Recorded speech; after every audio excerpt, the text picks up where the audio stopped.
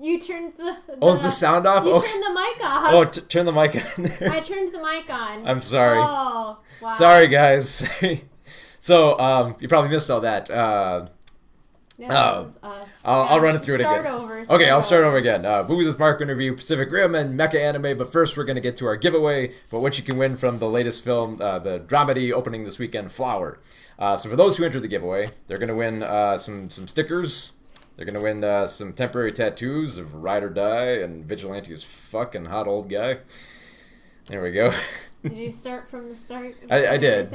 Yeah. Well, I kind of. I think the only thing we didn't repeat was that we put up a video about technical difficulties, and we're having more technical difficulties. But that's on my channel. Yep. So.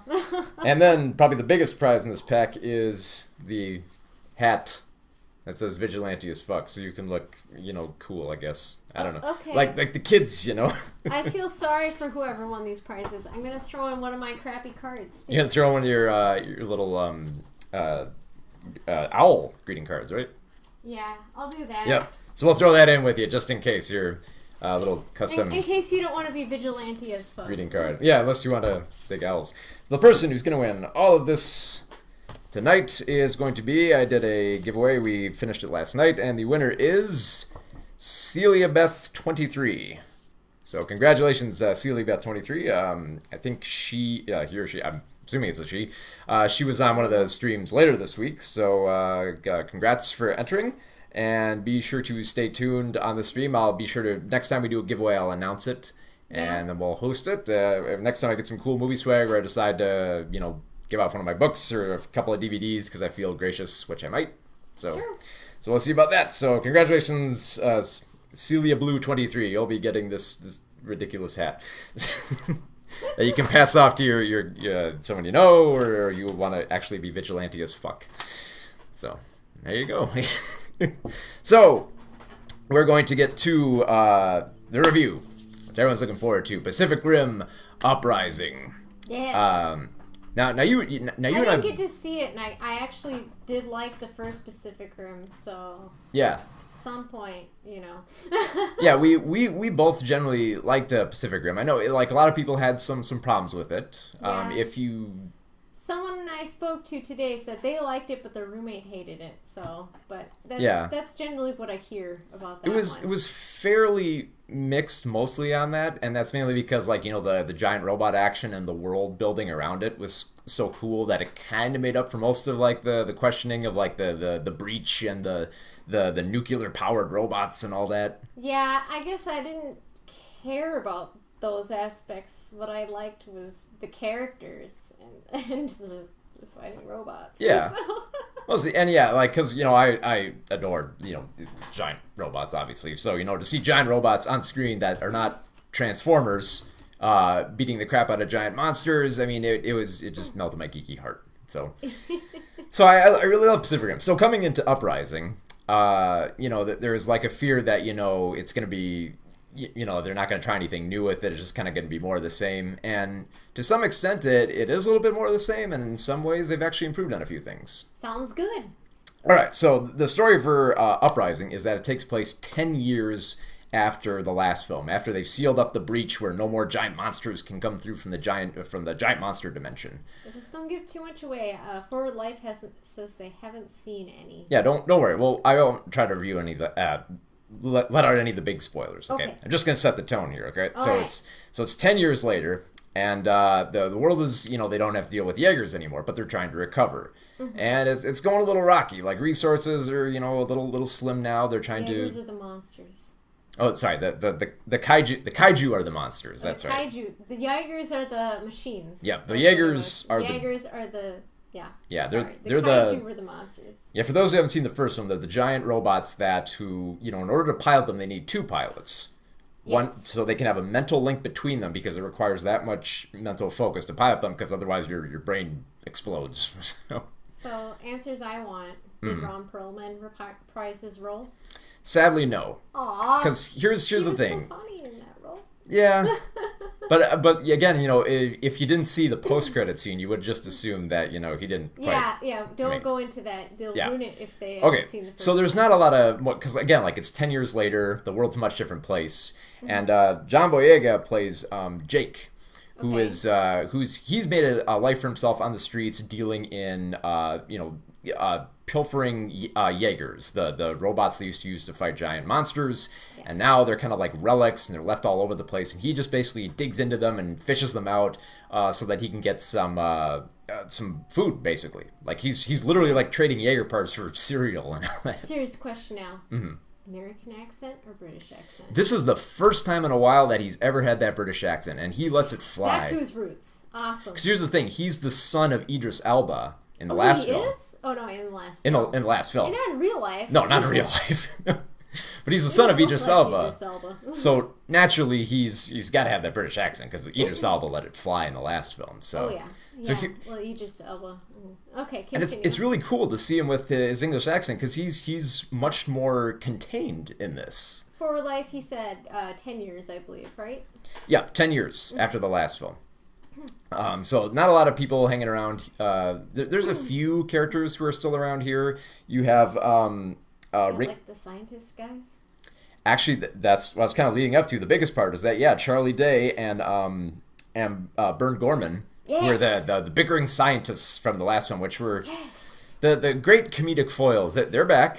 They're still doing work. Awesome. Day is Charlie Day's character is now working with a big conglomerate that wants to make they have a different idea for Jaegers. They want to have like drone piloted Jaegers, because they think the whole mental between the two pilots is too much of a risk. There's too much lives that'll be lost. So why don't we make them into drones? Now it doesn't take a genius to figure out where that goes, so I'm not going to reveal too much of that plot.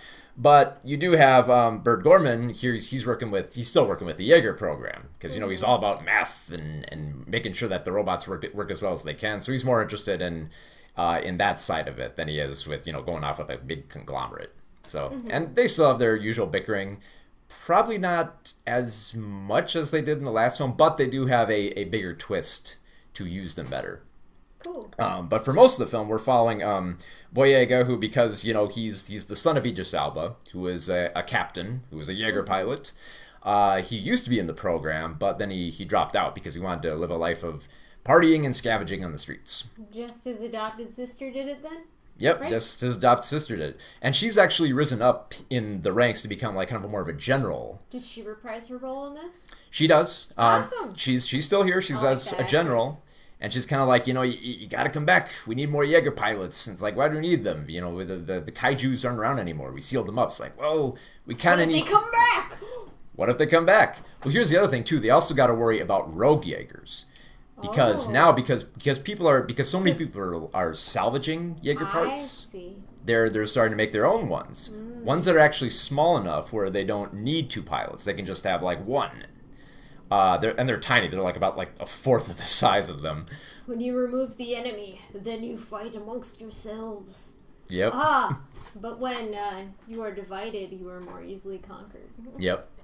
So naturally, they're fighting against some rogue Jaegers, so that's more of like a threat now, which is kind of a cool angle.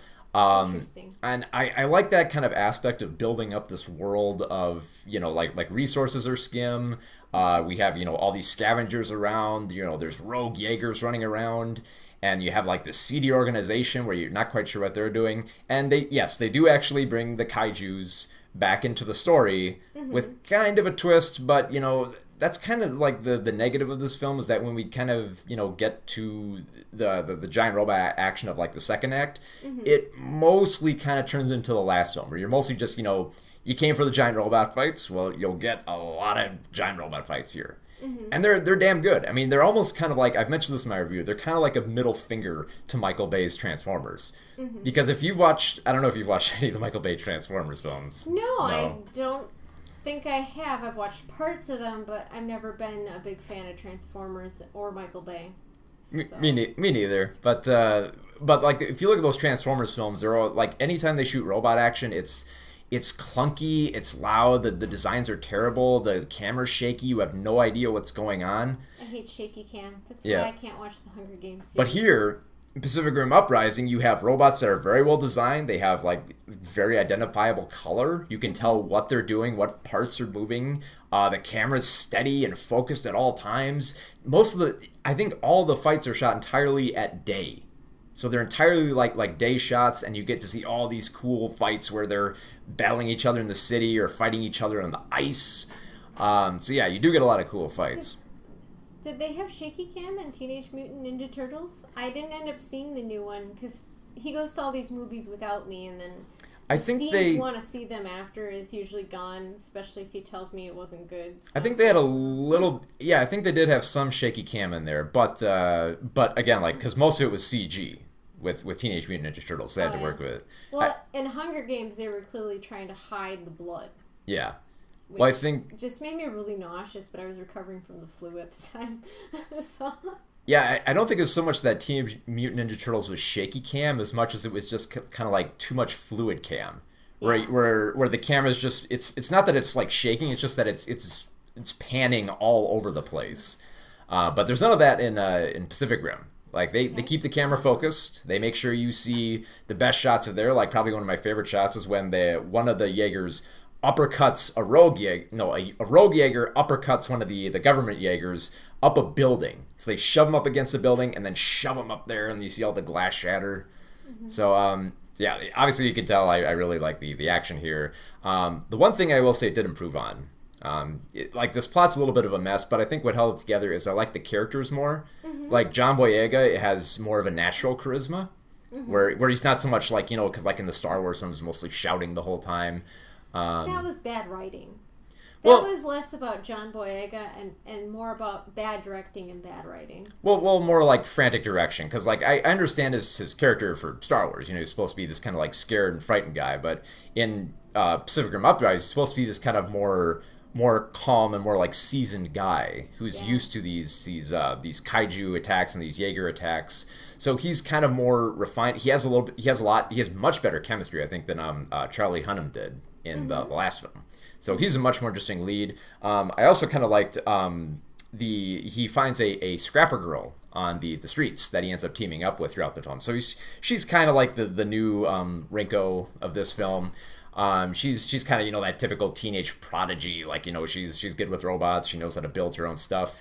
And again, this is like another middle finger to Transformers, because they did the same thing in Transformers The Last Night, except they kicked this character to the curb in that film. Here, she's actually useful. They actually find a use for her. They bring her into the plot instead of just, you know, putting her in here to say like, hey, look, we brought in girls, now go away.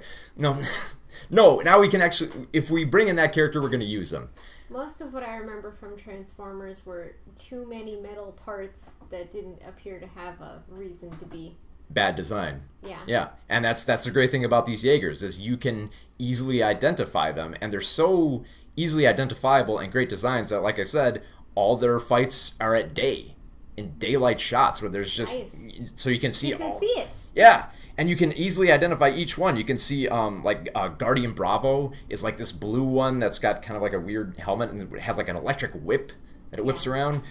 You've got Titan Redeemer, which is like the 3-piloted like big junker, like kind of like tank robot. Mm-hmm. It's got like a metal ball that they throw out, and they even kind of have like a little bit of an ode to like Power Rangers, because like the third pilot can actually go down into like the torso and get out machine guns on the side there. And they do have that kind of thing where like they go like and then kind of float down there. Mighty Morphin Power Rangers. So you got the Power Rangers lab going.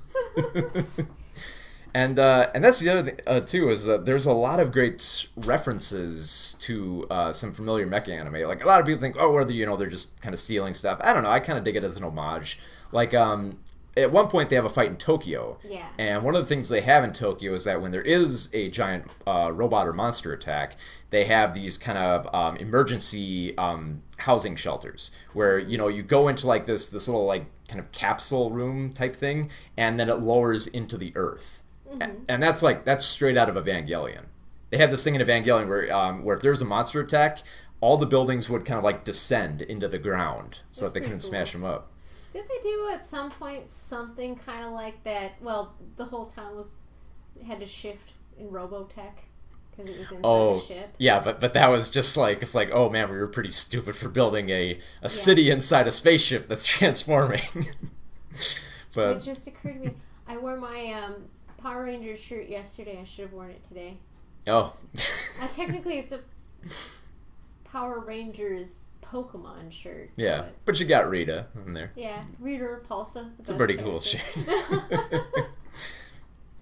The other cool thing I forgot to mention is the main robot is essentially kind of the same with the last thing. Like the last film was they had Gypsy. This time they have Gypsy Avenger, and she's the robot is mostly the same design except Gypsy Avenger now has like. Do you remember like the gravity gun from Half-Life 2? Yeah. Yeah. I think so. It's pretty much the gravity gun. It's this little grab things. Well, kind of. It's kind of like, you know, a little plasma cannon, yeah, and it essentially creates like a little ball of gravity, so they can like gather together a whole bunch of cars and then smash them at the robots. So Nice. that's pretty cool.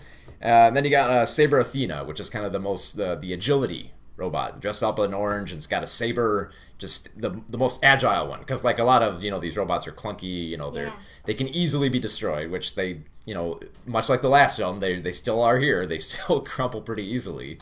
Well, kind of like the bigger things are, the slower they move, generally speaking, and Pretty much, yeah. that's why if you got like a smaller character, like I don't know, the first one that comes to mind is the Scout from Team Fortress 2. Yep. He's small and lean and moves quickly. The Heavy, on the other hand, is huge, carries the big gun, moves slowly. Yep. Yeah, that's how it usually goes. So they got a pretty balanced team going here, especially when they actually bring in the little robot that Kaylee Spanny, who plays Amara, the street rat that they take in. She builds her own little Jaeger. And that actually comes into the fight too, because this little Jaeger, which only requires one pilot, can actually transform into a ball, and is the most like mobile and agile, and can like crawl up all over these kaiju. So You got a question in the chat. oh, we got a question here. Oh, let's see here. I really don't understand the logic of a big robot punching monsters instead of an F-22 shooting at it for half a mile. Yeah, like there's a lot of stuff that is just like, why would we spend this much money on the robots? Ammo. That's right. that and ammo, and they begin the film with the same footage from the last film where they show like the kaiju coming up, and they show like the F-22 coming alongside, and then the horn just smashes it. Yeah. So that kind of shuts that argument down right away. It's like, why don't we use jets? We did. They didn't work. So we got to punch it really hard. Punch hard. The biggest problem with the film, I think, is just that it tries to, because it wants to have more story, it whips together so many of these twists and these plot elements that kind of get lost when we get into like just the giant robot fights. So it's kind of like I'm not saying it's like Transformers where it's just like a mess of subplots, but it's just like the subplots are balanced enough, but you kind of want to go back to them because you kind of like the idea that there's a society that has limited resources. Because at one point, you see the military, they're playing poker in their barracks. Like, what are they playing for? Well, they're playing for shower cubes, which apparently you need like cubes to take showers because like water is so limited. So, Rura too, way more about shooting things than I do. that's the other thing too, is like, yeah, much like the last film, if you try to apply like actual military logic to this, It won't work. it falls apart. And that being said, if you really didn't dig the last film because of this, you're gonna have a field day with this film. Yeah. You're if really, you didn't like the first one, you won't like the second one. well, because the first one you were questioning more the technical stuff, and here you're gonna be questioning a little bit more of like the narrative stuff. You're like, okay, wait, how are the kaiju able to do this? Like, okay, why was the company doing this? You're gonna be kind of asking those questions if you're not digging so much on the giant robot action. But like I said, it's definitely not as good as the first film, like at all. Like it's definitely a downgrade. But that being said, it's essentially more of the same. And I really dug Pacific Rim, where I'm kind of like, yeah, give me more of the same. At least, I mean, they tried to give it a little bit more story. They tried to give it a little bit more character, and for that, I appreciate the film. But I kind of have to enjoy this more kind of as a guilty pleasure, because this one is more like a parent with stuff like, yeah, I know, it does make sense that the kaiju would come from here. It doesn't make sense that the organization would be doing this.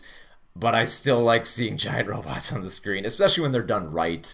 Especially after the Transformers films. It's like, I need a giant robot fix at the cinema, and it needed to work. Especially, there's a wonderful shot in Tokyo where right after they eject out of like the pilot seat or something, they cut across a corner of a building and they show a big statue of Gundam right in there, and it's like, oh, they know who this film is for, and it was for me. You watch anime for your giant robots? Well, as Neil pointed out, Robotech. Yeah. Well, and that's the cool thing is like, yeah, Pacific Rim is essentially anime. Like Guillermo del Toro was drawing from a lot of anime, and if you want proof of this, you can go look at his art book, or you can see there's this great footage where he went to Japan and toured the whole like Gundam museum and just was like gushing over it, saying like, "Oh, I use this robot. I love this robot." He's nuts for it. Sadly, though, Guillermo del Toro is not. He wasn't directing on this. Or writing. He was just kind of like, well, he was busy with other stuff. He had to make his, film about fish fucking so that he could get an Oscar. So he passed it.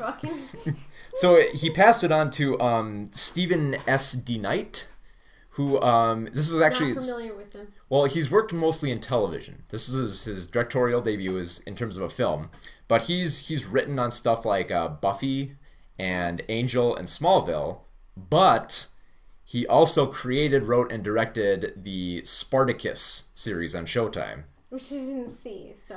Well, it's kind of weird because he went from doing this kind of like, like... fantasy stuff?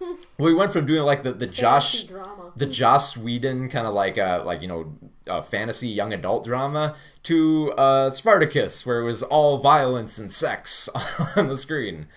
Yeah, so, I would agree with you, Ruchu. I think Del Toro's strength is in monsters. Yeah. And the rest is it. Yeah. Especially, yeah, if you go into the Blu-ray for the original Pacific Rim, you can see how much he loves monsters. Like he's questioning every little detail about, saying like should we make the tail go up like this, or should the eyeballs come out like that, or how would the wing move like that? He really cares about these designs. Yeah. It's something you rarely see, or at least rarely shown. I mean, Del Toro went out of his way to make a video diary of all this because he loves this stuff so much. He's passionate. Yeah, and Stephen S. D. Knight, I get the feeling he's kind of scared, like, I don't want to stray off too much, I don't want to piss off the fans, so I'm going to mostly play it safe. I'm going to introduce some new story elements and a little bit of twists, but I won't really divert from what everyone came for, which is giant robot action fighting against monsters. And for that, I'm like, all right, this works. I didn't have as much fun as I did with Pacific Rim, but I still was engaged with the story. I love seeing the giant robot action, but... dig giant robots. Chicks dig giant robots. Oh, I should have dug that out. Nice. Mega XLR. Wonderful little giant robot anime. I recommended that to someone today too. If you can find it, it's never been released on DVD. So. Oh, it's not? No. Oh, he's not gonna find it then. Yeah, unless he bootlegs it. But what are you gonna do? So I would say if you really dug the first Pacific Rim film, I would definitely check out Uprising. But if you had any major qualms about the last film, you're probably not going to dig it as much. And that's mainly why it's pretty split right now. I think on Rotten Tomatoes it's sitting about 45% or something like that. So it's a love or hate it movie. Sorry to keep yawning. I'm trying to cut back on caffeine. I don't know. There's a few movies out there though where they're completely love it or hate it, and people are really divided. I'd say they'd probably be like Last Jedi, but more big to us. Yeah. Is Kung Pao Enter the Fist. Yeah, there's a lot of... We love, but people hate it. So. Yeah, there's a lot of love or hate stuff, and you gotta understand, I'll admit my bias right off the bat. I love the shit out of giant robot anime, so this is completely up my alley. And when I was watching with a few people, and I started saying well, it sure was kind of silly and goofy. And I was like, have you seen mecha anime? Most of it is dumb as shit. Yeah. This film kind of almost knows how dumb it is. To kind of force a little bit more the tongue in cheek and the personality and the charisma of it. So yeah, well, in our little family, we all watch Robotech. Yep. The 6-year-old don't know what Kung Fury is. Mm-hmm. Yeah, there's a lot of niche films, so it goes with the territory. So if you are a giant robot lover, that obviously Pacific Rim Uprising is great, especially if you want to wash the taste of Transformers: The Last Night out of your mouth. This is the perfect chaser for that, which I so needed that. So. I see you've got the animated series behind you, and Beast Wars, which you kept making me watch Beast Wars, and I really wasn't into it. I think the anime, like the 2D animation, the regular Transformers is a little better, but still not that into it myself. So you mean the original Transformers, the 2D one? Because I really didn't dig that one at all. Oh, Kung Fury is a 30-minute short film on YouTube that spoofs 80s movies. Yeah, we were talking about. We're talking about Kung Pao. Enter the Fist. Yeah, that's the key. Which is a full-length movie. Yeah, I have seen Kung Fury though. It is pretty amazing for a short film. They're actually shooting a sequel with some big names behind it. I forgot who it was. Oh, really? They're finally getting to the sequel? Isn't that guy kind of old now? Oh no, for Kung Fury. Sorry. Kung Fury? Okay, that's different. That's what he was talking about. Yep. I haven't seen Kung Fury, so I don't know. Yeah, well, I gotta listen to the cat. Well, everyone's talking about Beast Wars, so don't knock it all I over. won't. I'm gonna go get Jenga that stuff out. There we go. So yeah, I have the first season too, but this is the seasons 2 and 3. Yeah, Beast Wars. It was actually, I grew up with this. This was actually the first Transformers series I ever saw, and I really dug it at the time, mostly because, well, for one, animation when you showed it to me. Well, for one, yeah. First, this is it should be mentioned, this is very early 3D animation. Yeah. This was like the second series by Mainframe Entertainment, who did Reboot for it. Mainframe, yeah, Reboot was interesting to watch. Which you got to keep in mind, Reboot was, before Toy Story came about. Yeah, and it was the first full 3D animation on television, made mostly by Canadian animators who were kind of making most of the software from scratch. So. But aren't they making a live action movie of Reboot? Didn't you say something? Yeah, like that? And it's awful.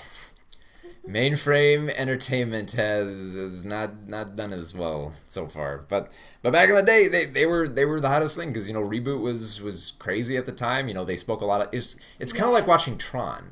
Yeah. Because Tron had a lot of like techno babble that we didn't quite understand, and Reboot's the same way.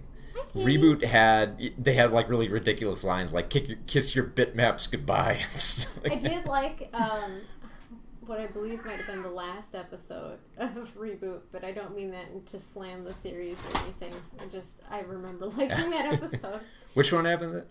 The last one. The last one? With the marriage? Oh, maybe I'm thinking of something else. I thought when the villains were defeated, that was the last episode, no? Oh, no. They did a half season. This was weird. They had enough money to do like half of season 4. And you're a dumb cat. And it's weird because when they did this, they ended it on a cliffhanger with Megabyte coming back. Ah. And you're like, oh man, Megabyte will come back, and then the season never came, and then Tony Jay, the voice actor of Megabyte, died. So we're probably not going to get that. I don't know. They still brought Samurai Jack back, even though they could. But like I said, they're bringing Reboot back, and it looks horrible. The voice actor's name, and I feel awful about it. It looks horrible, and they did show Megabyte in there, and he didn't sound like Megabyte. Oh. And I'm like, yeah, no. But back in the day, Beast Wars, considering what 3D animation was like at the time, especially budgeted 3D animation for television, this looked amazing at the time. Yeah, completely amazing, man. And I think what mostly holds up is just the writing was actually pretty good on it. They actually gave like a reason why the Transformers had to transform into animals like they did in Beast Wars. They did, yeah. Because like in the first. There were no cars. Well, yeah, because there weren't any cars, but like it didn't kind of make sense why they transform into cars, because then they'd still transform and everyone would see them anyway. Yeah. They could disguise themselves as cars, but they didn't do it that often. I've seen Chobits. I used to have all of the episodes. It didn't hold up for me over time, though. Sometimes it doesn't. But the reason that they made them transform was because there was like an energon surge, and they couldn't remain in their robot form for so long. Yeah. So they had to transform into animals. I mean, it's a better disguise, like, oh, we got to disguise ourselves around the Neanderthals or whatever, which doesn't make any sense. So who cares? They're Neanderthals. And I did like how by the second season they pretty much wrote out the energon surge stuff. So just like screw it. Screw it, we're dinosaurs. Well, especially now because they're kind of like they're kind of like robotic animals now. Like they look nothing like, because like this is like Megatron now, or Megatron is like a robot dinosaur that has jetpacks. Yeah, he's not gonna fool anyone. They're just like, screw it, we're just gonna write whatever we want for them. I'm trying to remember, wasn't someone a wasp or something like that? Waspinator. Yeah. Waspinator. God, I love those characters. And actually, that's actually why I actually didn't dig the original Transformers so much, because there was such a lack of character on there. Mm-hmm. They threw so many characters at the screen, and you couldn't really tell them apart. There were like 3 jets that transformed into Decepticons. I could never tell them apart. They were color coded, so you'd have to figure. They would have to announce Terrorize. They would the Predacons. So. What I like is the Stamper parody. Oh. Yeah, it's weird because they are toy ads. Yeah, most shows at the time are toy ads. Boys had Transformers, gals had My Little Pony, the original not good version. Wait. Slow down. You're telling me this show produced by Hasbro was meant to sell toys? Good gravy. Oh my god, it all makes sense now. Look, did they advertise it on the hub? But yeah, that's... Yeah, I'm too young for Rainbow Bright, honestly. But what was different back in the 80s, because a lot of the people who were working on these shows, they didn't give a... Bratz was after my time. They didn't give a crap about those shows in the 80s. Like, it was kind of... From what I've heard from a lot of the animators back then, it was depressing to work on these properties. Because you were under such strict lock and key by these executives that you couldn't do much.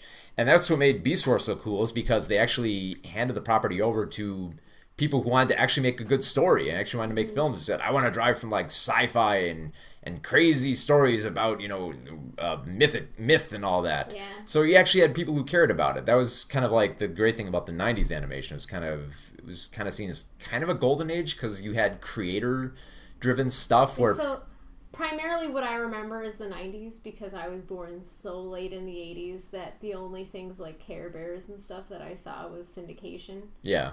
That's why I never saw Rainbow Bright. Mm-hmm. And of course, and that's why I stopped watching things before Bratz came on. Yeah. Thankfully, I was mostly watching cartoons, and that my younger brother, who's like a decade younger, was watching cartoons. So we were way too old to have had Bratz. I thought they were hideous, but I was at the very least, I was a teenager.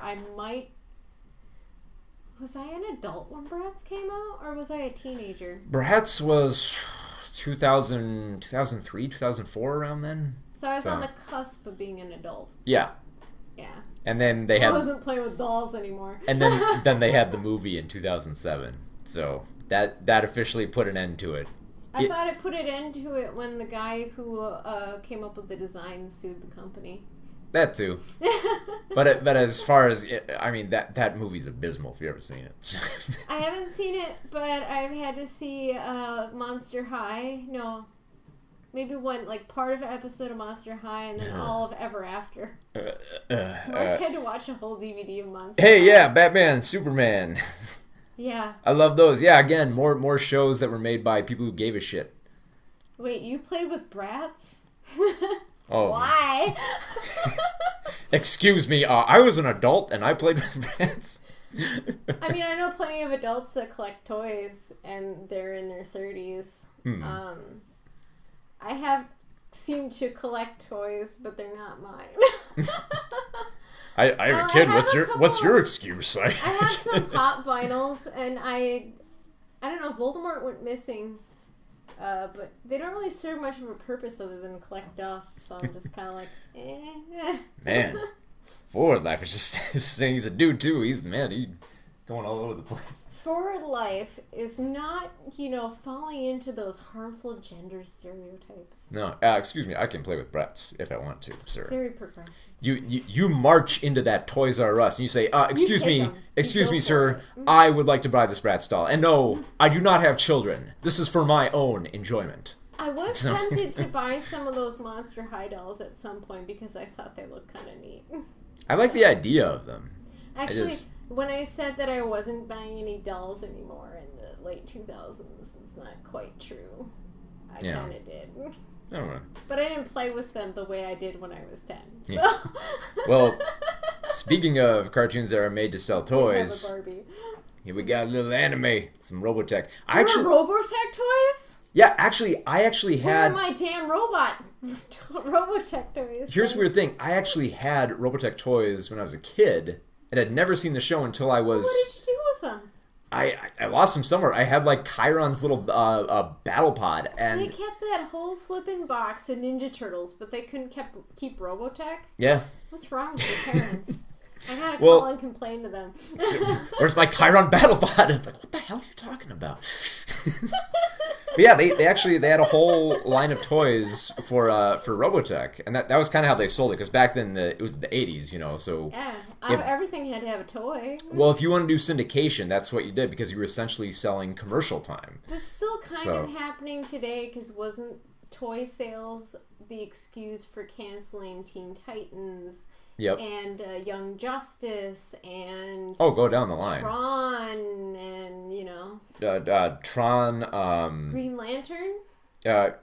Kind of Green Lantern. Green Lantern more just kind of didn't. Flopped. The movie flopped and it didn't really test as well. I liked the show. Symbiotic Titan. Another great example. That one didn't go very far at all, did it? Yeah, go back and look at all the animated television between 2010 and 2012. You will find a wealth of undiscovered action cartoons. That's because that were amazing. Cartoon Network is not good at putting out toys. Well, it was everywhere. Or DVDs. They really suck at it. It was Cartoon Network. It was Disney. It was Nickelodeon. Nickelodeon. None of those three companies have faith in their animation whatsoever.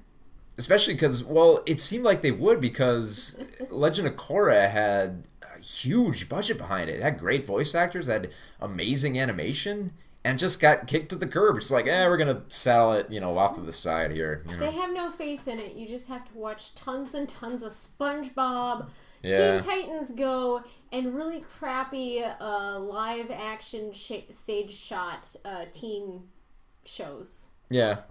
They go the cheap route. They're the cheap route. Yeah, don't give me that crap. Give me Gravity Falls. Give me, Give me somebody who cares about it. Adventure Time before they ground it into confusion. Now the cool thing about this, especially the cool thing about Robotech, is that if you can compare it to like Voltron, which came out like just a year earlier. Robotech was way ahead of its time, because if you remember, if anyone remembers watching Voltron, they know that they would try to find a means around getting around death.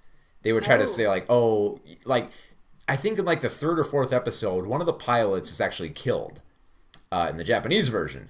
In the English edit, he goes into a coma. Not only does he go into a coma, they write him back into the show with another character who looks suspiciously like him.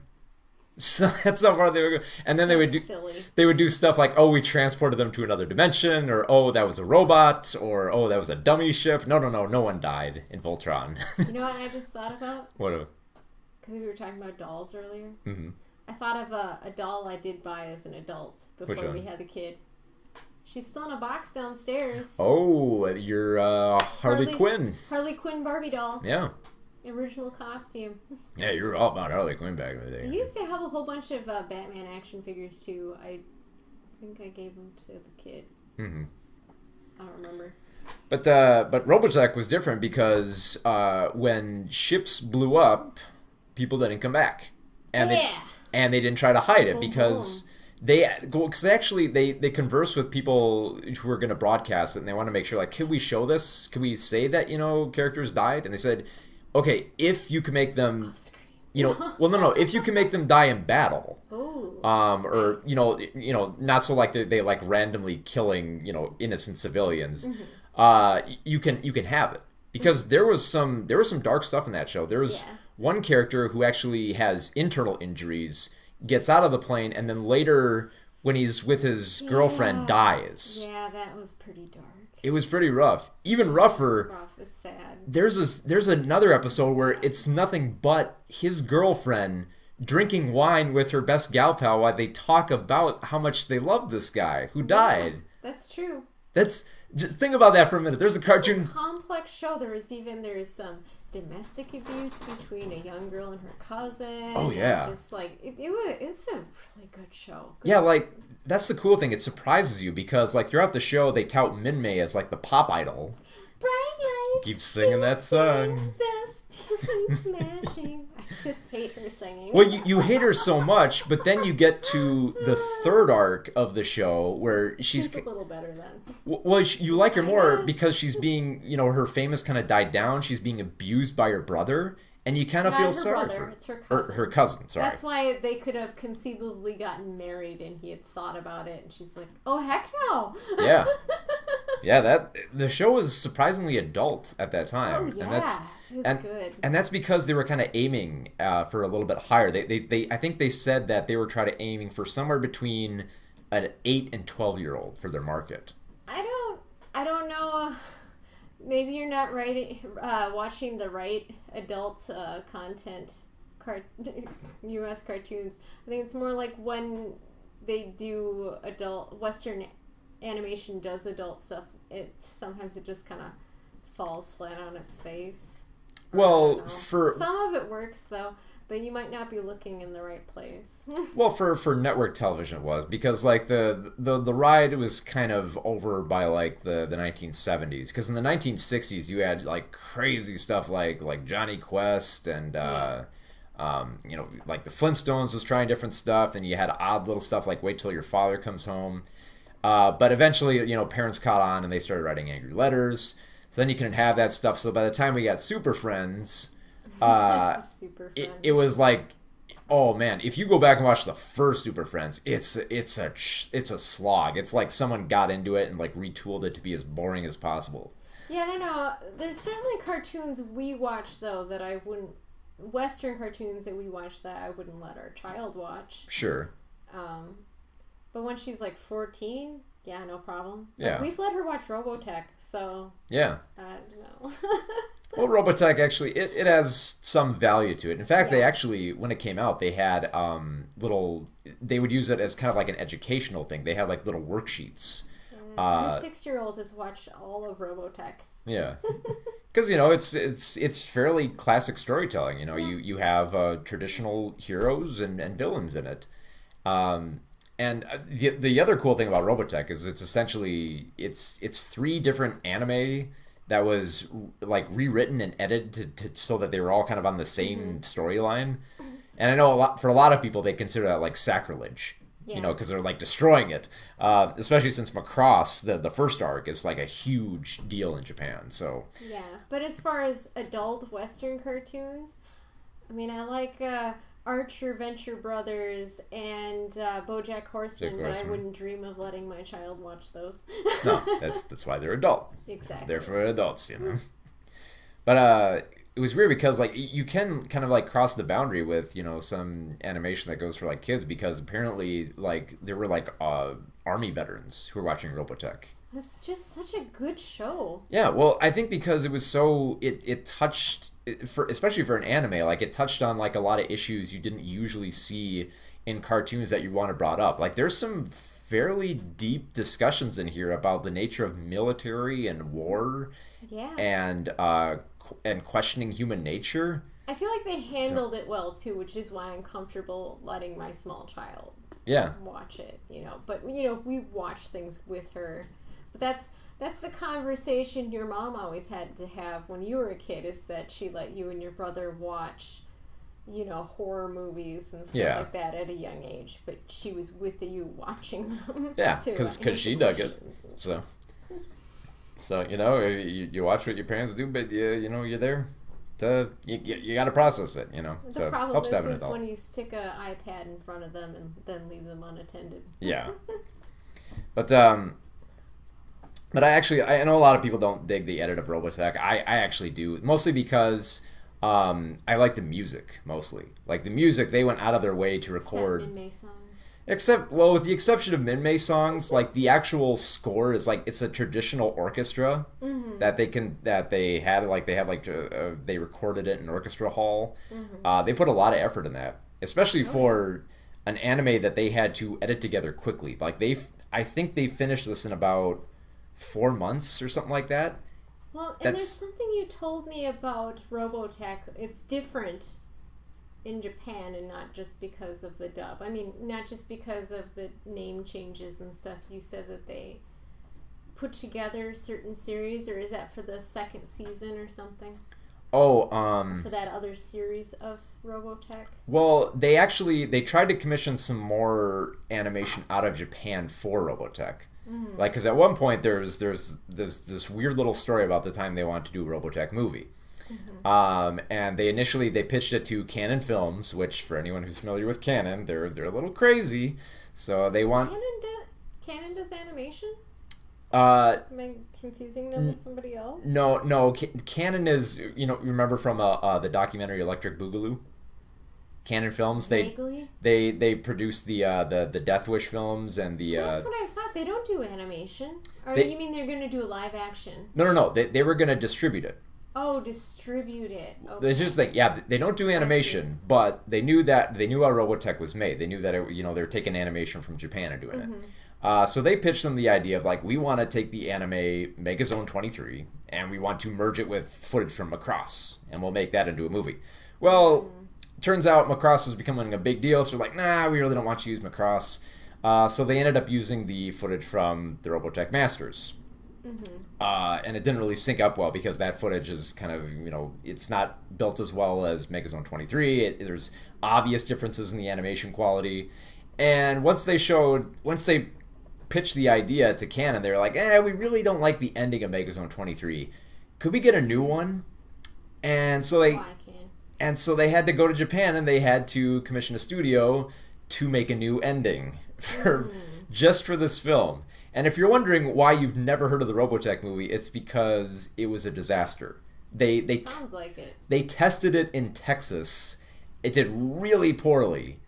And it never went past that. Like, it never got a home video release in the States. It did internationally, but it never went to theaters. It never went to VHS. So it's kind of this kind of elusive film that if you can find like an international VHS, you'd take it. I actually don't. I've only watched it digitally. But it's weird because if you go to like the Robotech box sets and stuff, they have all the extras from it, including the stuff they have the rights to, like the Robotech Master footage and the actual ending and the storyboards, but they don't actually have the film. Ooh. Now, there was a time when we thought, okay, maybe they could get it, because at one point they were owned by like ADV Films, and ADV Films actually had the rights to Megazone 23. So it's like, oh, if you guys teamed up and got these guys together, maybe we could get the Robotech movie on DVD. And no, because Carl Masick was like, no, that film was a mess. I don't want to see it again. So we're not putting it on DVD. So, what are you going to do? Well, the Macross series isn't chopped up. It's just the movie he's talking about. The movie that was never released here. Yeah, the movie was a mess, but mostly parents didn't like it because they left a lot of the adult footage in Megazone 23. And if anyone's seen Megazone 23, they know there's a lot of violence and blood and sex and nudity in it. And they cut out most of it, but some of it snuck through enough to piss off parents. That's why you should watch things before you show them to your kid. That's what I do. And I almost... Unless it's blatantly a kid's movie, which sometimes I regret. Yeah. Like when I sent her to Peter Rabbit. Well, you can't, no. But I almost kind of wonder, like, that has to be like a canon move. They were like put in more blood, put in more tits. That has to be there. Macross Plus? Is that the one behind your head there? Ah, yes. That's the one thing I was going to mention, because... Remember to only watch Macross Plus. I've only watched the Robotech, the first Macross saga. Yeah, the first Macross. And then part of that other saga that I didn't dig. Oh, the Robotech Masters, yeah. Yeah, I didn't dig the Robotech Masters. So yeah, Macross kind of became a big deal, and they tried some new series. They tried some special videos. Most of them were kind of garbage, but then we got Macross Plus. And they were like, holy crap. This is a 4-part miniseries. It's by, I'm trying to remember the exact director's name. I think it's, Shoji Kawamori. He's worked on a lot of great anime out there. The music is by Yoko Kanno, who most people know from Cowboy Bebop, and a lot of other stuff she's done. Yoko Kanno's music is amazing, and it's amazing here as well. And I like this because they keep the story fairly open. Like, they address the whole Zentradi thing. They have the super dimensional fortresses back, but they don't really detract from the kind of love triangle going on there. Shinshiro Watanabe. Shinshiro Watanabe, I think, worked on this as well. There's a lot of you can tell it's quality. I mean, the animation's amazing in this. The music's great. There's a great character dynamic between this little love triangle going on. Mm-hmm. There's like, if you hated Minmay, this kind of vindicates, because there's a real, they have an electronic pop idol in here, mm-hmm. and if you have music by Yoko Kanno, she does amazing stuff. Like, obviously the seatbelts were a big influence for Cowboy Bebop, but she was behind a lot of the score. So, and if you've listened to Kanno's music, it's some of like the best anime music ever made. So she knows what she's doing. It's fun to watch, like, a lot of these fight scenes. There's a great scene where the characters, I think in like the fourth part, they're like the two main characters who are fighting over a woman are having this huge fight over all their past discrepancies while they're firing missiles at each other, and it's it's kind of crazy, but it actually works. It's actually quite beautiful. There's a lot of straight up beautiful shots in there where they just take the time to slow down. Like, okay, look, we'll get to the transforming, jets that turn into robots. We'll get to that. But let's take a moment to actually, appreciate the characters and appreciate the love chemistry before we go into some of the best mecha animation you've ever seen. Sorry, I got too close to a pastel drawing. Oh. Whoops. Oh, another great reason to watch this, too. The main character is voiced by Bryan Cranston. Yeah. Yeah. Which he did a lot of voice work back in the day, but I find it great that he's on probably one of the best iterations of Macross since. He'll always be the dad from Malcolm in the Middle for me. Yeah. When he got his big break. It's not going to be Walt from Breaking Bad to you? No. No? Just always the dad from Malcolm in the Middle. I don't even know the dad's name. The dad of Malcolm in the Middle. I'm just going to merge the two and just imagine him just like screaming with that hat on. I am the one who knocks! And then Malcolm will turn to the camera. Start saying, Dad saw this show and now he just wears this hat and yells about being the one who knocks. Rude, the dub actually isn't bad. It surprisingly holds up. If I don't know if you've seen it before, but it holds up. The only thing that's weird about the dub is they actually, for some weird reason, they switched some of the music tracks here. Oh yeah, he already said that he watched it. Oh, he did? Okay. Well, they don't, it's weird, they don't replace the music, like kind of like they did with Robotech. They just kind of shift tracks around. Which is, it's not bad. Actually, I kind of dig it. I actually dig the English track they chose for the dogfight in the fourth part more than the Japanese one. Yeah, it's old. This came out I think like the mid-90s this came out. I also just realized there's the quote on here at the top says, "The Top Gun of Japanese Animation by legendary director Shoji Kawamori." I wasn't even alive when the show came out. No, I think it was actually born when that show came out. Yeah, somewhere around. So that's why I got the toy, because the toys were still big. Yeah, there you go. They actually tried to make, I should have mentioned that too, they tried to make a sequel series to Robotech, which was going to be originally animated. Your dad's like, "Here, baby Mark, here's a nice little, it's an aircraft for you." No, it wasn't an aircraft, it was the Chiron battle pod, with the two giant I have this nice battle pod. No, your dad bought that for himself and you just took it over. Yeah. Yeah, you can use that excuse all you want, Dad. That's mine. That's my toy.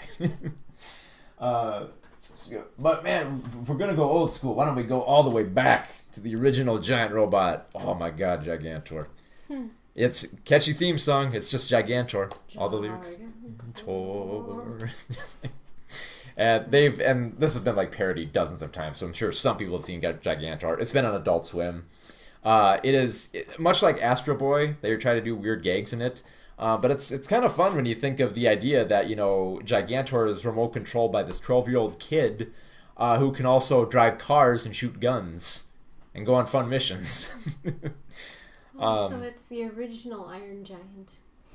Actually, the original Japanese title of it was Iron Man 28. Now, for one, yeah, they couldn't call it that because, Iron Man. But they couldn't call it that either because it was called 28 because I believe it was supposed to be the 28th model in giant robots that were going to be used during World War II, I think. So they couldn't really put that plot in there, so we'll just skip over that arc and just say he's called Gigantor. And they rewrote him so he resides in America. Yes, well, Japan was our enemy in World War II, so that makes sense. Yeah, they rewrote it so it took place in America. The Tokyo Tower was a TV station. It's the year 2000, because everything is in the future. It's you know, it takes place in the year 2000, isn't that recent enough? I love how they would start off every episode with like the narrations like the year 2000. And that's still the past, but you know. Well, the whole story was my giant robot. No, we don't want those because then we'll get crushed like a grape. Well, the whole story behind Gigantor was just they would travel around the world trying to stop other giant robots, and kind of they would run into these weird discrepancies because apparently in one episode of the Japanese version they went to America to team up with cowboys to shoot at Indians. But don't worry, they fixed that for the American version. In the American version, in Gigantor, they end up going to Australia to team up with cowboys and shoot at Indians. Oh man. Yeah, so naturally there's a lot of stuff that doesn't really hold up as well. Can't catch a break, I guess. Yeah, there's some stuff that doesn't hold up as well in there, obviously. Tribal people.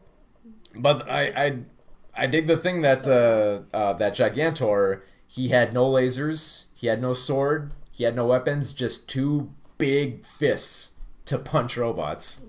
He used them to suppress people.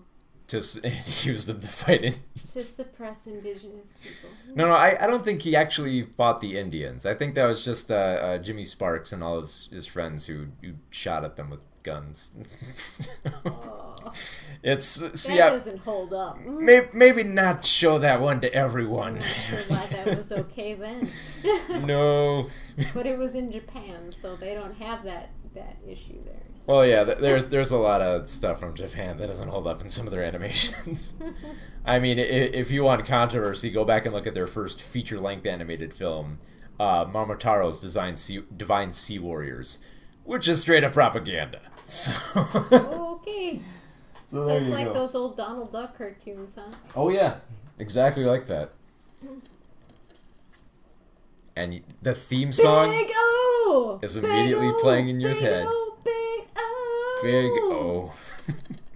O. Sadly, the Dorothy Wainwright right there on the cover. And sadly, the Flash Gordon theme song isn't on this one, actually, which saddened me. Because I mean that's like after, it's kind of like, you know, in The Simpsons they're like, oh, still the H off the Honda. What's the point of owning a Honda if you can't show it? Because like you turn into Big O, because one of the best things when you watch it on Toonami is they start up the opening theme and you're like, oh, it's Flash Gordon. No wait, it's Big O. It's blatantly stealing Flash Gordon. You're like, oh, this is awesome. And then you watch the show, it's like, they took it out. Damn. But it's still a pretty fun show in its own right. For as weird as it was, you know, it did, like, much like Pacific Rim Uprising, it starts up a whole bunch of plots about it, you know, it's the future, everyone lost their memory, and we don't know why giant robots are attacking. But it's actually, it weaves a good enough story, I think, in the first season. Mm-hmm. The second season, they get a little crazy. They try to explain more of the mystery, and then it just gets more convoluted and bogged down in themes, so it's not as strong. But what was actually weird is that the second season was commissioned by Cartoon Network specifically for that. So, Rurotu, the old Captain America comics where he's fighting the Nazis, or the new ones where they decided to make him a Nazi all along? I find the new ones a little bit more offensive. Where he's fighting the Japanese and the old ones. It's like, take that. Always be punched. They were enemies in World War II. They bombed Pearl Harbor. Yeah. They wanted us dead. So. I did like when someone posted, like, because like they were saying, like, oh, the punching Nazi thing was great. Someone posted the punching Japanese, like, hey guys, am I doing it right? They were allies with the Nazis. It was a different time. We didn't know. It's a different time for this too. I don't have a proper way to segue into Evangelion. Other than that, you know, it was kind of it kind of redefined mecha anime in the 90s. Because like mecha anime was kind of not sure what direction it was going. We had weird stuff like G Gundam and Gundam Wing taking it the mecha in weird directions, and then you had Evangelion, which tried to put more psychological emphasis on it and tried to deal with depression. Not very well, but it tried, and it kind of actually opened the door for a whole new breed of mecha and kind of more psychological anime stuff. Like I think it kind of paved the way for Surreal Experiments Lane, which so it's kind of a trail. An episode of that. Lane is actually it holds up pretty well, but that's because it deals with the themes better. Yeah. I'd definitely take Escaflowne or Evangelion. Yeah, because Evangelion was kind of it was ambitious. Yeah. But it was kind of cluttered, and especially the film, which just went nuts with like the themes it was trying to establish. I've only seen a few episodes of it, but I don't know. I almost kind of like it as kind of like a troll show. Yeah, well, it's like I know that one of our friends doesn't care for Evangelion. Is because you've done panels on robot, action ones. So yeah, but it's kind of like it's a touchdown, Sad emo crybabies. Exactly. That's the biggest criticism. That's right, Rurutu. That's right. And that's kind of one of the terrible things. Yeah, it did pave the way for stuff like Lane, but it also paved the way for more emo type stuff. I mean, to be fair. There was kind of some of that stuff in Gundam. Like you had Amuro kind of crying bitch tears most of the time. The Japanese version of a goth face. there was some of that, but it was teen kids. But it was kind of played up for more like melodramatics rather than touching on deeper themes of depression and stuff like that. Yeah. And then when they went full blown with it in Evangelion, you're kind of like, you kind of got to grow up now, kid. You've moped around enough. Get in the robot. Get in the damn robot. Go fight robots. But that's actually kind of why it's kind of fun to watch that series, just for how ridiculous it gets at times. Especially for how ambitious they were with some of the episode structures. There's one episode where they literally hold in an elevator for 2 minutes and nothing happens except one of the characters sniffs. At like the minute mark. Why? Because they had to have been insane while they're making... Actually, I know they were insane because when they were making this movie, they cut to a whole bunch of like artsy crazy crap. Like they actually cut to angry emails they got from fans who were saying like, you screwed up the show. Yeah. Yeah. They went nuts with that. People are really good at screwing things up. That's why no one actually reads the new comics. Yeah. It's because they keep screwing them up. Because I actually buy comics, but I don't buy those comics. But I've been staying away from the superheroes lately. But if you want to get into some more crazier giant robot stuff, the 70s were a great time for mecha anime because it was all like kind of like the brand that we have for like Power Rangers, which is like, if there's an enemy robot coming down from the skies, it's from some costumed villain, so you got to slap on the spandex. Jump on your giant robot, save the day, and do it again next week. Studio Gainax, like, what is their other stuff that makes you wary? Studio Gainax, they've done stuff like Rurutu says it makes them wary when they see Studio Gainax. Yeah, Gainax has kind of had a little bit of a rocky history with stuff like oh god, I'm forgetting it. I know they've done stuff like His and Her Circumstances, and over recent years they've kind of turned out mostly kind of junky stuff that hasn't really done that well. So that's unfortunate. But oh, that's right, FL Fooly Cooly. I was thinking it was Fooly Cooly. I saw Fooly Cooly, but for some reason the person who showed it to me was just showing me like 2 episodes of like anything we were watching. Like, I want to watch the whole season, not just 2 episodes. Especially since it's only 6 episodes, you can blow through it. I never got around to watching the rest. I should do that. But there was a lot of that kind of like superhero giant robot stuff in the 70s, and most of it was kind of by, some of it was by Go Nagai. He did stuff like Getter Robo and odd stuff like Devilman and Cutie Honey. And then when he got into the 90s, he started saying like, you know what?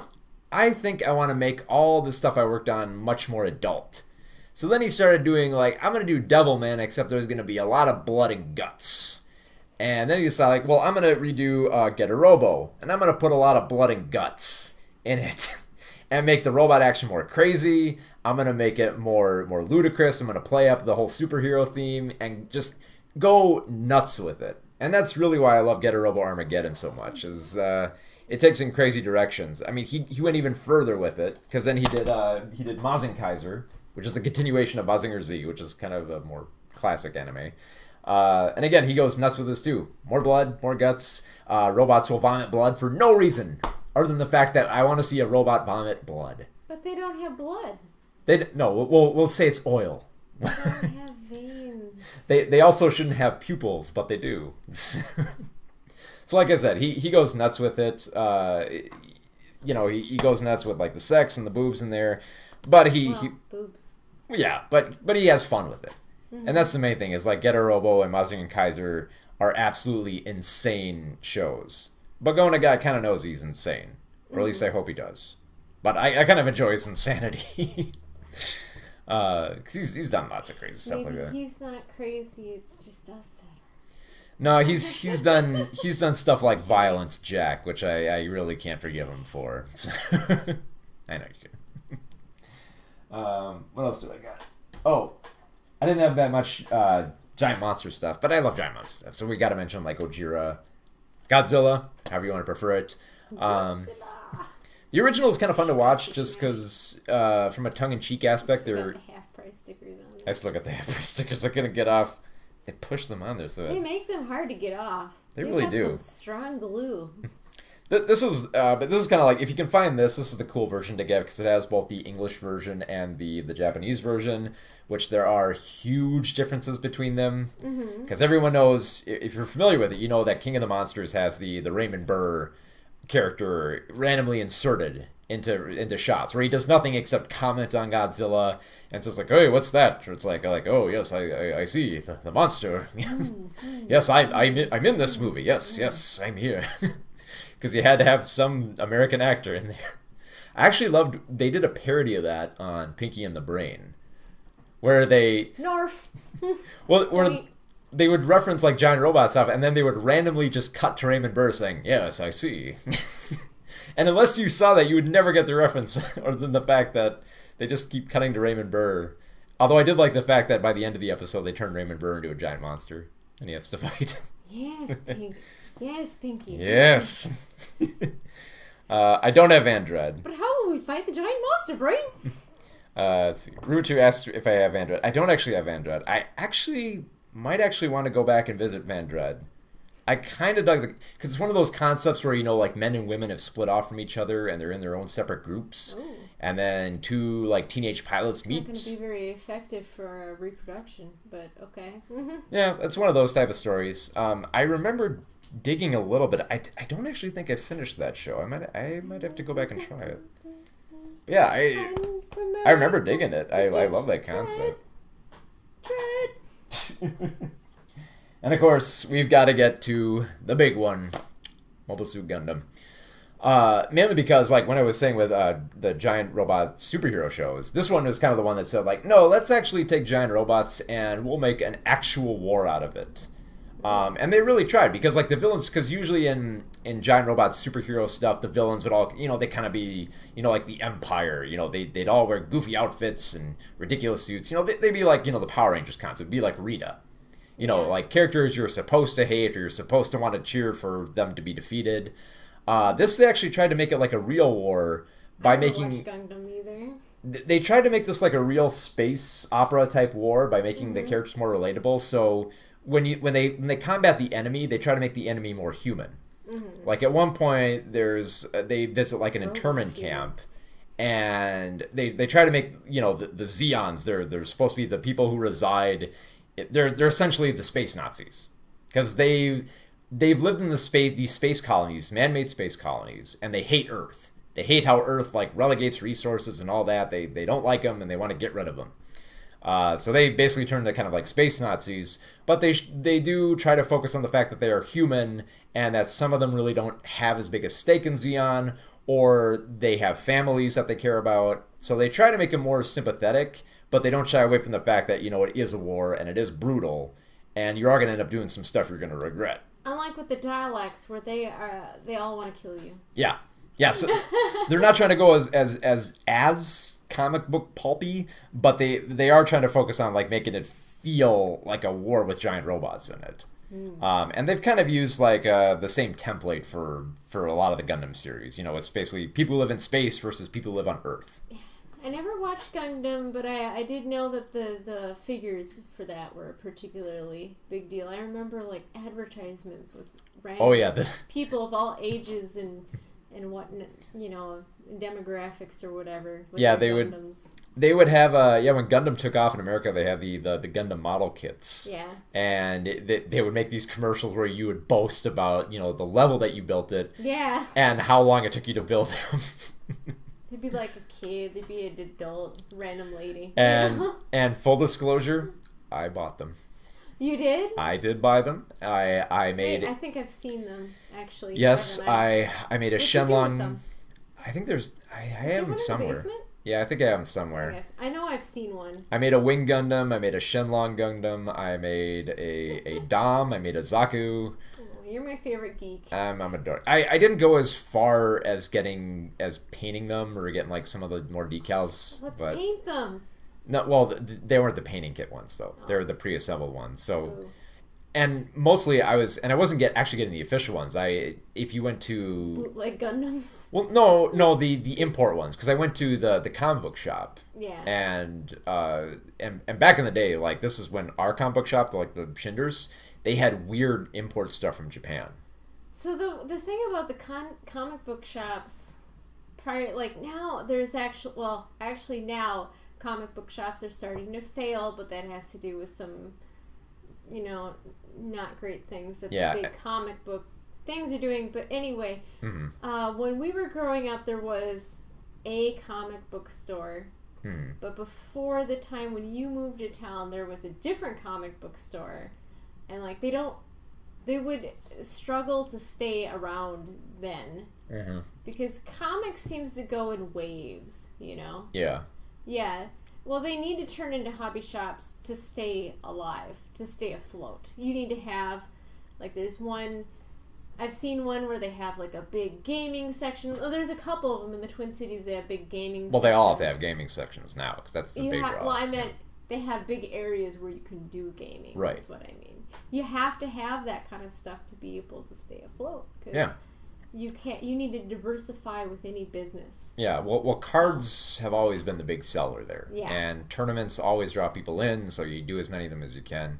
But back in the day, it was weird because they would have, you know, they'd have like random tables of like stuff that they would get import that people wanted. That one did games a lot too. Yeah. They didn't survive though. They had a lot of these Gundam model kits that were straight from Japan. So like all the instructions were in Japanese, but they were visuals, so I knew how to assemble most of them.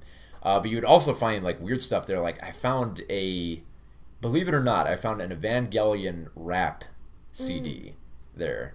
Odd. It was weird. It came in this. I don't remember seeing that there, and I went there probably just as often as you did. Well, here's the thing. It wasn't clearly labeled. Like it said on the back of it, it was in a tin that had like kind of a yin yang on it.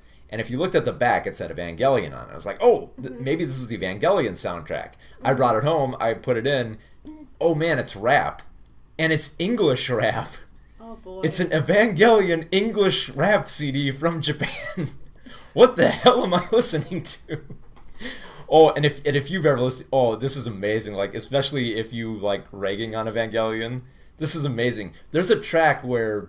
the pivotal scene from End of Evangelion where Shinji masturbates over Asuka's body, they play that audio with a rap artist saying, "Man, that is effed up. What are you doing? What is wrong with you? This is a real track." It's like, oh my god, this is amazing. It's like, okay, now you're gonna have to rap this scene. What the are you showing me, right? You are insane.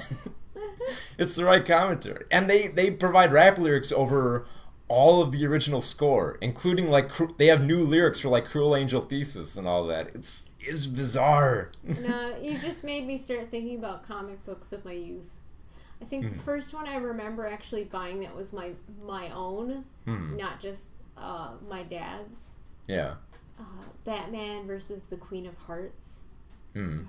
She had a drill and she stole people's hearts. Oh. Like their actual beating just hearts. pulled them out.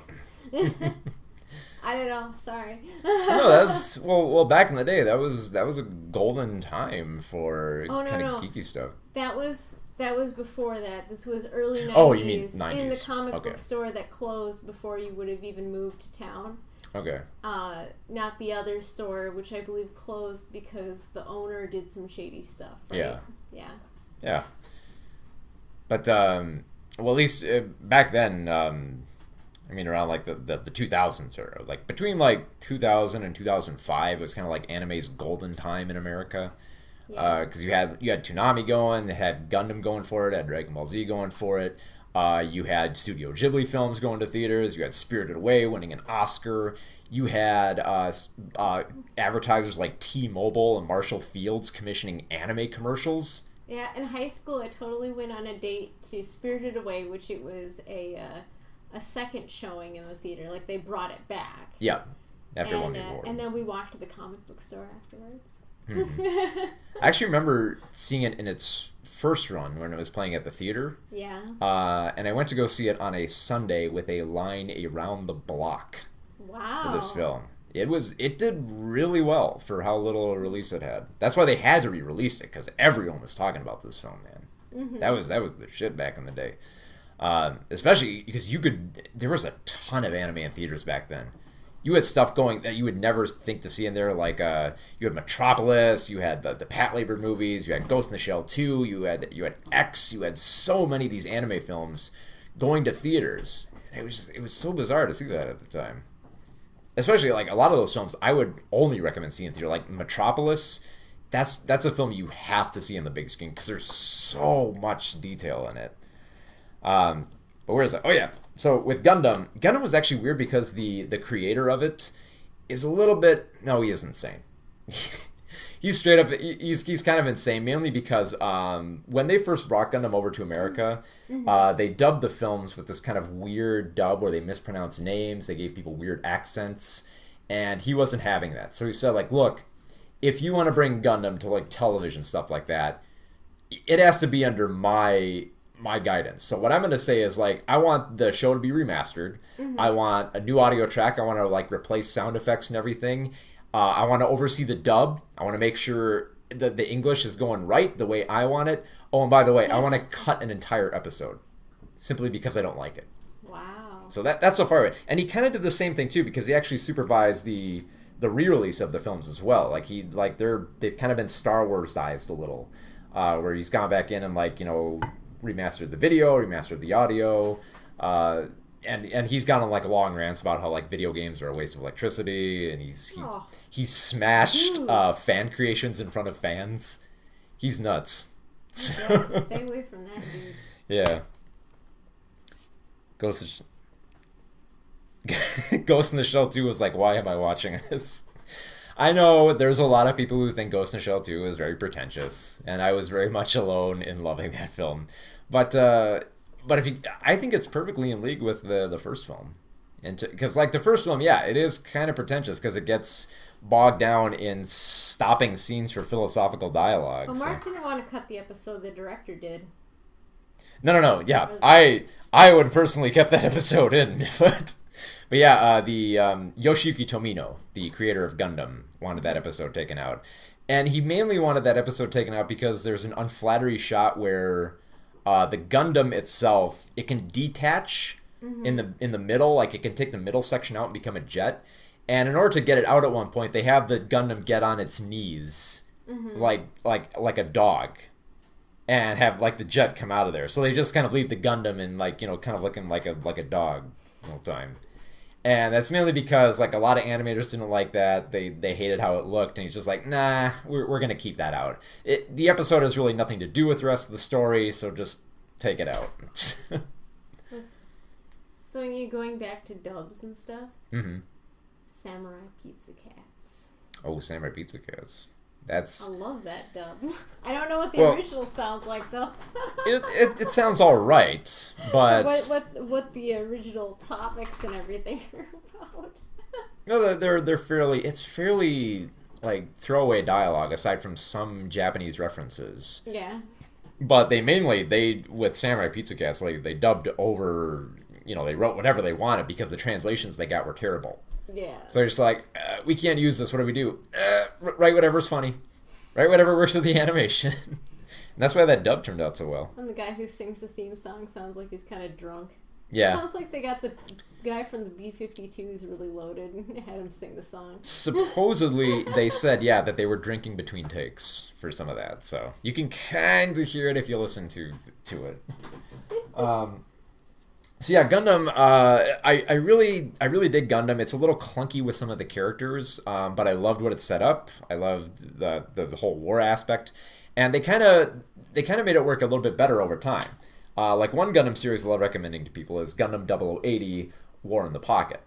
It's only 6 episodes long. It's a side story to Gundam, so you don't have to do a lot of establishing of the world. And it's mostly character driven about this young boy who idolizes kind of giant robots and really likes the fact that he's kind of friends with the Zeon soldier, but also realizes that his relation is actually working with one of the Gundams. So he's kind of going back and forth between like allegiances there. It's got great animation. Again, it's like a video series from the late 80s, so they put a lot of work into the animation. And I really dig it. I mean, it has some issues, but I would say if you want to get into Gundam, this is probably the one I would recommend. Especially since, you know, the animation's amazing, I love the character dynamic, and it's only 6 episodes, so it's not that much of an investment. So, especially since the movies, like the original Gundam I showed was from the movie trilogy. The movies are really long. That's mainly because they're condensing all of the show into 3 movies, which a lot of anime does that, and it doesn't turn out looking as well. Another one that's also it's weird. Like they love doing side stories because like the original Gundam had like the 1-year war. This is another one, 8th MS Team, which actually debuted on American television at the same time as the original, and this one actually holds up as well because they have like a classic character dynamic of a Zeon soldier and a Federation soldier who hook up during the war. Again, another side story. But it works, and it's only 13 episodes. Again, it's video animation, so a lot of it holds up. I was actually surprised they put that on television, though, because that is a little bit more adult. Had a little bit more adult material in it. Didn't see it. Didn't see it. That's because it was late at night. For some reason, they premiered it late at night, and they almost like allude to the fact that, oh, it'll be uncut, because they did that with Gundam Wing. They said like, oh, you can watch it late at night, uncut. And then that didn't work. But when the Gundam hype was going on during like the 2000s, there was like there was a need for like more Gundam series and stuff like that. The odd one that kind of missed the boat was this little anniversary film they made with Gundam called G-Savior. Now this is a very odd entity because here's the thing. Japan, well, Sunrise wanted to make a live-action Gundam film. They wanted to make it for television, but they didn't have the kind of studio they wanted to make this television special work. So they decided we're going to go over to Canada, and we're going to shoot it with Canadian actors. And they said like, well, you know, because we're shooting in Canada, might as well use Canadian actors, and so it was shot in English. And then once they shot the Canadian footage, they brought it over to Japan, and they dubbed over it with Japanese voice actors. So it's weird. For their TV special, they went to Canada, shot it with Canadians, and then dubbed over it to bring it over on television. That's really weird. Now here's the thing. You think it would be a great thing to put on television, because the Gundam phase was huge at the time. You had Gundam Wing going, you had Mobile Suit Gundam, you had 8th MS Team. This would be great to like saddle on Toonami, but it never aired on Toonami, oddly enough, and it only went to the home video. It didn't last long either. You had to look for it, and as like the first live action Gundam film, Of course, the big question is, how do the special effects look for the giant robots at the Gundam fights? And honestly, for a TV special, they're pretty good. Like they're very well staged. They know where to spend their budget. They know what works. There's some amazing shots in there where they're fighting on in space on top of the colony, where they're battling with beam sabers while the camera is kind of like tilting and moving through the battles. It actually looks pretty good, especially for considering they're working with 1999 technology. It's actually amazing. It's actually worth seeking out just for those battle scenes, especially since like the rest of the movie, it's just kind of like MacGuffin plots. Like they got to find some vegetation that's gonna like save the colonies and stuff like that, and it doesn't really hold up, especially because like a lot of the actors here, they feel like they're plucked right out of Power Rangers. Like they got them in there for a day, film them quickly. They're not the best actors. One of them is actually a voice actor on Gundam Wing, which I was surprised to learn that. But yeah, it's worth it just for the giant robot battles, because they hold up surprisingly well for that, considering how terrible the acting is in that film. So if you can find it, it's fairly rare, and I doubt anyone's going to pick it back up. So go look for that one. And then again, I mentioned how I wasn't the biggest fan of the original Transformers, the G1 Transformers. It never really held up for me. But that being said, I'm open. It's like, okay, make me like Optimus Prime. They kind of did that with Beast Wars, but he was Optimus Primal, so I don't know if you want to make that count or not. But they kind of won me over with Transformers Prime. Back when Hasbro was setting up the hub, they wanted to do new versions of all their shows. They wanted to revitalize it, and I think they kind of hit the mark with Transformers Prime.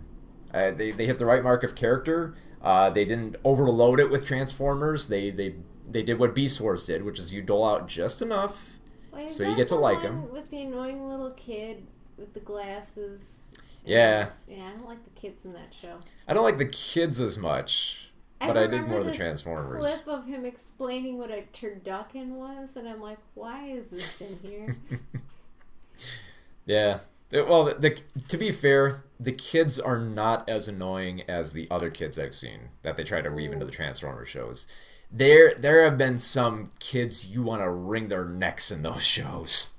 These are actually not as bad as that. So like they're not great characters, but they're good enough. They know well enough to keep these kids out of the way of most of these plots, and that they're just there to have a human relation to it.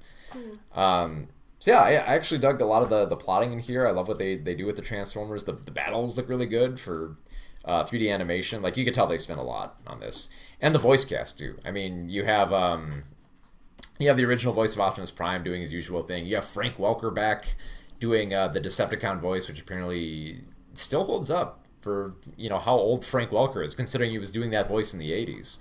And then you got Jeffrey Combs in there as well. And I think there's a whole bunch of other voices in there I love. Oh, Ernie Hudson is a big one too. Can you tell me what the dog is doing if I need to let her out? Oh, the dog's drinking. Okay. Yeah. So yeah, Transformers Prime held up surprisingly well, even when they went to that weird Beast Hunters arc for the last season. Like you could tell they wanted to wind the show down and get it out there and make it work. So they made that work. Actually, a lot like when Hasbro did that whole rebranding for their network, I think it worked really well. Transformers Prime was great. My Little Pony obviously took off and was a big thing. Better than the original My Little Pony. The short-lived G.I. Joe Renegades was really good, actually. I do remember watching some of that, but I think we only watched a couple episodes of that together. Yeah. That actually held up really well in terms of, trying to rebrand G.I. Joe. Because they made, like, Cobra an evil organization that the public kind of accepts. Kind of like a corporation. Yeah, like a corporation. And then make the G.I. Joes these kind of, like, renegades out on their own, trying to, prove that Cobra's evil. So, it was actually a pretty neat concept. I'm surprised it didn't take off. Sadly, because I think one of the people who worked on it ended up biting the dust. So tragic. And then, of course, because we're talking about giant robots, and because Ready Player One is next week, we have to mention the greatest giant robot movie ever made, The Iron Giant. Superman. Kind of makes you cry. It's amazing how well this film works to earn the tears that it has for it, because most people who've seen it, they have fond memories of it. They kind of tear up when they hear like the Superman or Vin Diesel's deep voice saying like, "I go, you stay, no following." Also, I'm Groot. But yeah, every aspect of that movie holds up really well. It holds up after every viewing, and probably one of my, like, everyone mentions like the Superman scene where he sacrifices himself. My favorite scene is actually the scene right after they watch the deer die, because at that moment that's when the Iron Giant starts to learn about death. Because he sees a deer in the forest, he touches the deer runs off, and the deer gets shot. And he's kind of like poking the corpse, trying to figure out what is death. And then later on, there's a scene in the junkyard where he's talking with Hogarth and trying to figure out, do people die? It's like, yeah, people die. It's natural. It's like, do I die? It's like, well, maybe you got a soul. We don't really know. And then he has like that great line where he's saying like, it's not, it's bad to kill, but it's not bad to die. And that's just such like a great line. And then just watching the Iron Giant kind of like contemplate that, hearing what this kid has to say about the world, it's just great writing, man.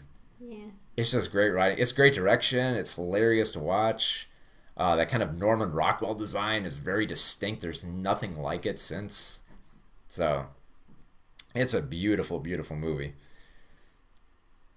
Iron Giant is alive. Yes. No, disassemble. That's right, he comes back to life. So. Johnny Five is alive.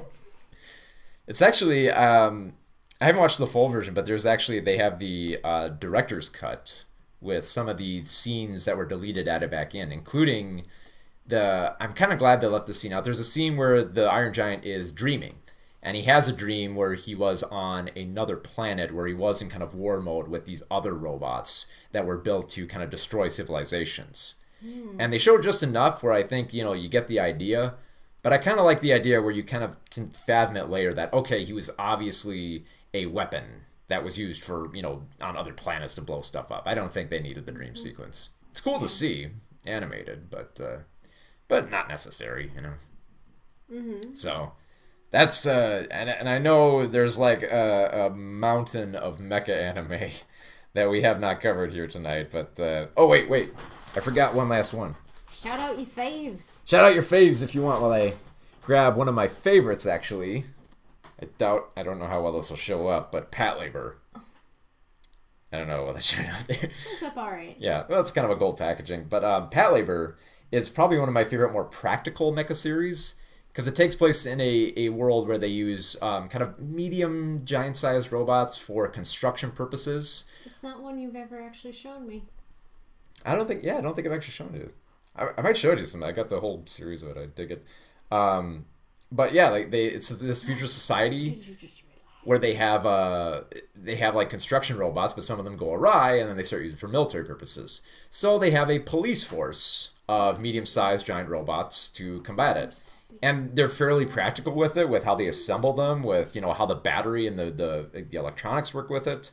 And they actually weave some really intelligent stories behind it, especially Patlabor 2, the movie I got here, which they keep it as more of kind of like a political thriller than like a traditional like action film. Like when they finally get to the Patlabor action, it's cool, but they go out of their way to make it more of a military drama, which is really amazing. Look at the chat. What's the chat say? Iron Giant is the same as the episode of where Data crash lands on a planet, lost his memory, and befriends. Similar. I mean, yeah, there's been a few lost memory type stories and stuff like that. There's probably a handful you can find in like in the Twilight Zone or the Outer Limits, stuff like that. So yeah, it's not the the very the very basis of the narrative is not like original, but again, like it's all about the directing. It's all about how much you love these characters and how much this CGI Iron Giant gets his way into your heart. It just makes you love him. You don't want him to die. Yeah, but yeah, you can find a lot of similarities between stuff like that. If you can find Patlabor, the movies are actually pretty interesting because they focus on different characters. the first film actually focuses on the Patlabor team, the kind of the cops who get into the giant robots. The second film actually focuses on their captains. You have to do more of like the cleanup. And then the third film actually focuses on detectives who have nothing to do with the giant robots. So you kind of see, like, with every film, Oshii gets further and further away from what the Patlabor original basis was, and kind of explores different characters and makes different films too, because this is more of like a political thriller, and the third film is kind of more like a giant monster movie. So there's a lot of different ones, especially if you can find this set. This is an amazing set. I think you can probably find it for cheap, but this actually has, it's from Honeyami's Productions, I think. It has the DVD, it has a movie archive booklet, and it has the complete storyboards. Nice. In it too. So this is a nice set. Like they did this for the first film as well. I think they did something similar for the third film, but that was under Pioneer. I do have the third film. It's actually a pretty cool set. So those are definitely worth checking out, especially because there's a lot of cool stuff you can do with Patlabor. There's a whole series, there's a whole video series. It's fun to watch. There's great characters, and they have a lot of interesting, fun things to do with robots being used as a police force. So that's the mountain of anime that the mountain of mecha anime that I got. I know there's tons I'm not covering here. Stuff like Gurren Lagann and a whole other host of Gundam series. I won't cover Gundam Wing because it didn't really gel with me when I went back and watched it. It's actually pretty bad, but I know there's a lot. So was there any other giant robot anime you wanted to mention or shows?